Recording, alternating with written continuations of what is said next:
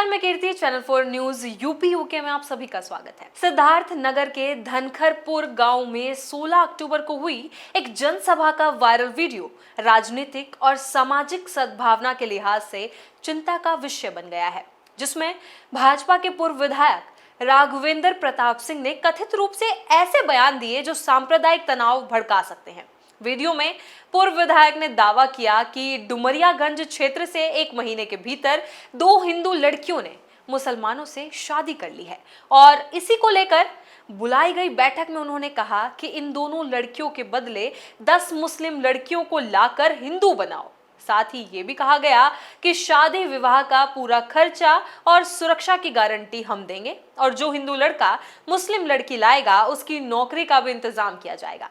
सभा में उन्होंने युवाओं से सीधे पूछा कि कितने तैयार हैं और कई बार ये उकसाने वाले कथन दोहराए गए, जैसे 2 के बदले 10 और 2 का बदला भारी होने वाला है। साथ ही उन्होंने कहा कि जब से योगी आदित्यनाथ प्रदेश के मुख्यमंत्री बने हैं तब से डुमरियागंज में इन लोगों का आतंक कम हुआ है और अब डरने की जरूरत नहीं है, क्योंकि योगी जी का जमाना है और वे खुद योगी जी के सिपाही होने का हवाला देते दिखे। इन बयानों का सोशल मीडिया पर तेजी से प्रसार हुआ और वीडियो को लेकर शंका और नीतिगत आलोचना भी तेज हुई। यूपी कांग्रेस ने पूर्व विधायक के बयान की कड़ी निंदा करते हुए एक्स पर इसे शर्मनाक करार दिया और लिखा कि धर्म के नाम पर नफरत फैलाना, समाज को तोड़ना तथा बेरोजगार युवाओं को भटकाना भाजपा की असल राजनीति बन चुकी है।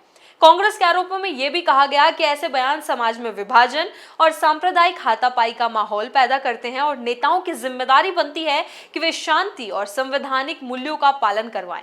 घटना के विवरणों में बताया जा रहा है कि धनखरपुर में हुई इस सभा में पूर्व विधायक ने यह भी दावे के साथ कहा कि कई गांवों में पहले हिंदू डर कर रहते थे, बहुएं और बेटियां सुरक्षित नहीं थी तथा छेड़छाड़ और मारपीट जैसी घटनाएं होती थी।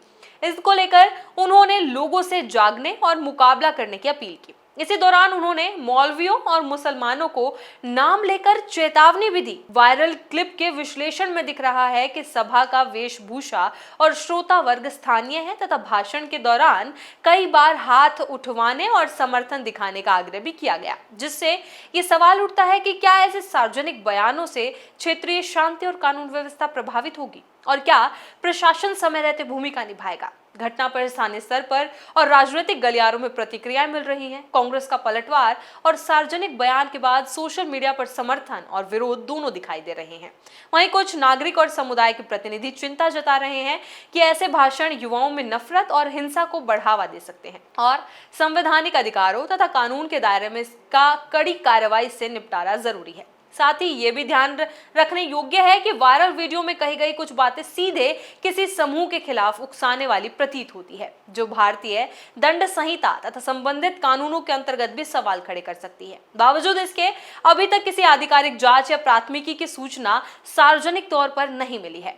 वहीं स्थानीय जनप्रतिनिधियों और प्रशासन के स्तर पर क्या कदम उठाए जा रहे हैं, इस बारे में स्पष्ट विवरण का अभाव है। घटना की पृष्ठभूमि, भाषण की शब्द शैली और मंच परिस्थितियों को देखते हुए सामुदायिक प्रतिनिधियों, पुलिस और राजनीतिक दलों के बीच संवाद तथा शांतिपूर्ण समाधान की अपील की जा रही है, जबकि विपक्षी दलों ने इसे भाजपा की राजनीति और सांप्रदायिकता पर साक्ष्य बताते हुए तीखी टिप्पणी की है और स्थानीय निवासियों में भय और असमंजस की स्थिति दिख रही है। ऐसे में मामले की सत्यनिष्ठ रूप से जांच, आवश्यक कानूनी कार्रवाई और स्थानीय शांति व्यवस्था बनाए रखने के उपाय पर ध्यान केंद्रित किया जा रहा है। इसी तरह की खबरों के लिए बने रहें चैनल 4 न्यूज यूपी यूके के साथ और वीडियो को लाइक, शेयर और चैनल को सब्सक्राइब करना बिल्कुल न भूलें।